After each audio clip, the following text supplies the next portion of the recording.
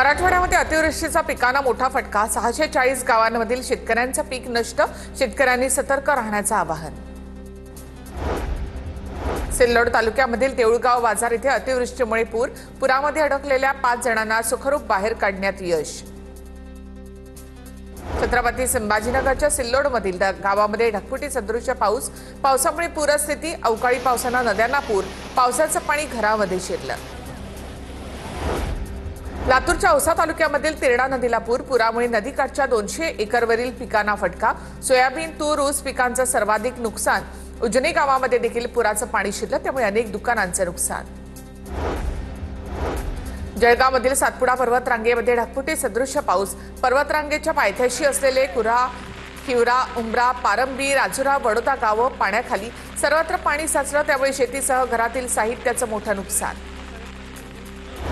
नांदेड जिल्ह्यामध्ये 6,48,000 हेक्टरवर खरीप पिकाचं नुकसान। हेक्टरी 50,000 रुपये मदत देण्याची शेतकऱ्यांची मागणी। सततच्या पावसामुळे सोयाबीनच्या शेंगा काळवंडल्या। लागवड खर्च देखील निघत नसल्यामुळे शेतकरी हतबल।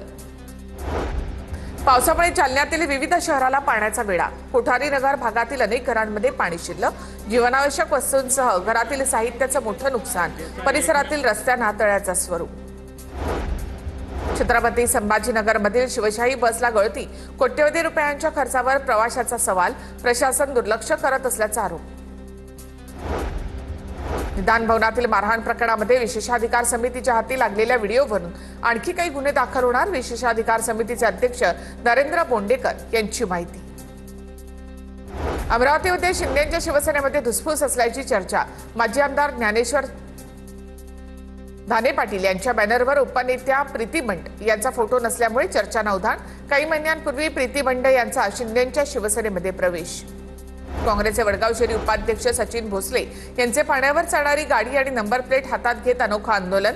गेल्या 2 वर्षांपासून अनेक तक्रारी करूनही उपाययोजना न केल्यामुळे निषेध आंदोलन। सचिन भोसले यांची माहिती।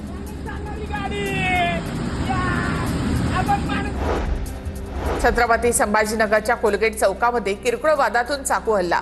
हल्ल्यामध्ये 1 जण गंभीर जखमी। जखमींवर रुग्णालयामध्ये उपचार सुरू। हल्ल्याचं कारण अद्याप अस्पष्ट। वाळूज MIDC पोलिसांकडून अधिकचा तपास सुरू। बुलढाण्यातील लाचखोर तहसीलदाराला 2 दिवसांची पोलीस कोठडी। तहसीलदार हेमंत पाटीलने शेतकऱ्याकडून घेतली होती 2 लाखाची लाच। तहसीलदारावर लाचलुचपत प्रतिबंधक कायद्यानुसार गुन्हा दाखल। नंदुरबार जिल्ह्यातील प्रत्येक ग्रामपंचायत मुख्यमंत्री समृद्धी पंचायत राज अभियान राबवणार। यासाठी जिल्हा प्रशासन तयारीला लागलं। समस्यांचं निराकरण करण्यासाठी अभियान राबवणार।